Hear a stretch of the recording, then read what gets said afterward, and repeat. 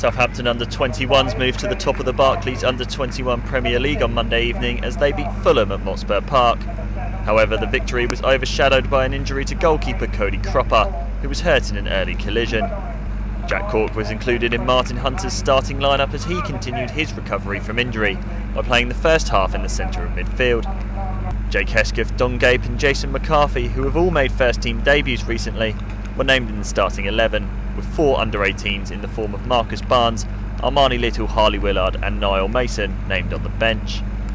Fulham included first team regulars Alexander Knichilic and Dino Halloran in their lineup, but unfortunately the latter was stretchered off in the first half with a suspected fractured ankle. As mentioned, Cropper was replaced in the opening stages of the game, with Will Britt taking his place between the sticks. Saints got going straight away though and were 1-0 ahead within 5 minutes as Bevis Mugabe managed to control the ball and slot it home from point blank range. A back post ball found Jason McCarthy, who headed back towards goal for his centre back partner to score his first of the season for the Under-21s. Fulham had the chance to go level straight away, but Thomas Eisfeld squandered this opportunity as his shot flew over. Back up the other end and it was a second centre back on the score sheet. Dom Gape produced a teasing ball into the middle of the box for skipper Jason McCarthy to stick a leg out and direct the ball home. That strike was his second goal of the season for the 21s, after netting at St Mary's against Norwich City in similar circumstances. Jake Hesketh wanted in on the action, but he couldn't get enough power from this shot on the turn. Saints' defence was cut open when Christopher David threaded a ball through for Fleddy Pluman to run onto. The Cottagers striker made no mistake one-on-one with Will Britt and slotted home to give Fulham an early lifeline. Britt made sure he was behind the next shot though and made a comfortable save from Eisfeld's free kick. Throughout the first half, Saints produced some exciting football in and around the Fulham area, and this move was an example of that. Josh Sims found Jake Hesketh on his right-hand side, who weaved in and out, but unfortunately his shot was blocked and cleared. Fulham had a penalty shout midway through the first half when Knichilic was brought down by Britt, but the referee decided not to award the hosts a spot kick. Saints almost got lucky again with their quick passing in the box as Sims, Hesketh and Ryan Seeger interchanged, found Don Gape, but Josh DeBayo at the left-hand post couldn't make the most of his low cross. Seeger will be wondering how he didn't get on the end of this cross from Jake Flanagan, as the ball flashed between him and the goalkeeper. McCarthy came agonisingly close to adding his second when another Gape set piece went begging, as it bounced in the 6-yard box and fell away to safety. In the second half, Saints failed to create much but stayed solid defensively. Christopher David was forced into this shot from distance. Knichilic came a little closer with this effort but really should have done better, as he blazed over from inside the area.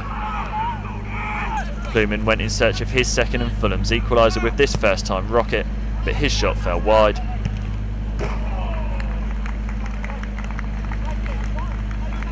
The closest the home side went in the second half was midway through, when substitute Tom Richards was played through but fired his effort against Britt's left-hand post.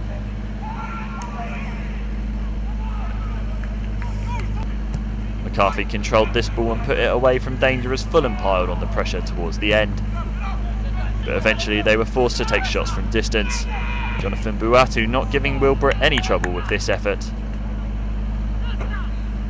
So Saints start the year by going top of the league.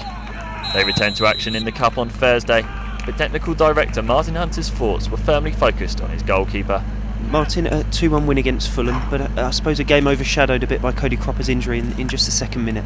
Yeah, most definitely. I mean, there have been 2 bad injuries this evening, unfortunately. One obviously to Cody early doors, and then unfortunately we found out that their number 8's fractured his ankle, so that's put a sour note on what was a good performance. Yeah, because the performance from your side to get 2 goals ahead early on and really kick on from there was a top display. Yeah, it was a great start. We always try and start positively, so to go 2 goals up was good. Not happy with their goal. Was sloppy play on our behalf, and then we did okay in the first half. Some of our approach play was really good. The final pass, unfortunately, wasn't good enough. Second half was an ugly performance, to say the least. Yeah, because Fulham did get on top in that second half, but the side defended well. They did. We had to defend a little deeper. They pushed their fullbacks right on, which caused us problems. But some of the defending was excellent, particularly by the central players. And the central players were the two who got the goals tonight. They must be pleased in there. The two centre backs, one off a set play, which was pleasing. Both of the deliveries from Gapey were excellent, so that was good. Will Brick came in and equipped himself really well. Had a couple of sort of half saves to make, but the rest of the time he's very composed. Distribution was very, very good. And obviously we saw Jack Cork make his return for your side for 45 minutes, and also Jake Hesketh get a full game, so it's good to have them back. It is indeed. I mean, Jack's a role model. He's such a terrific professional. Helps the young lads. He was talking before the game to them and at half time, so obviously he's had 45 minutes. That was all pre-planned because of the number of first team fixtures that we've got. But it's great to have him. He has a steadying influence on the younger players. After what had happened to Cody, the side showed a lot of character, didn't they? Well, the concentration levels were really good, and Macca's good at that. Macca is a leader. I've got him to get the players together and focus on the game.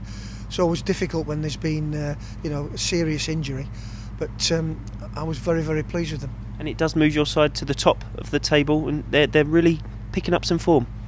Well, we are, but my thoughts this evening are with Cody, so we've got to go to the hospital now. And see what the damage is, I'm afraid. It is a quick turnaround as well with Norwich in the Premier League Cup on Thursday. It is. We're looking forward to that.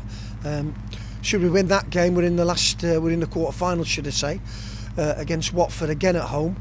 So there's a big incentive for the players. Because it's 7 unbeaten as well. There must be a lot of confidence in these young players at the moment. Well, there's lots and lots of confidence. We've had a really good sort of preparation time since the Christmas break. They've all been at it. Like I say, obviously we've lost Omar to a hamstring injury. He's making good progress, but the games are coming thick and fast, and that's what we really need. And finally, did you sense that the players like Dom Gape and Jason McCarthy had that first team experience over Christmas tonight? Well, it helps immensely. It not only helps them, it helps the whole atmosphere within the academy.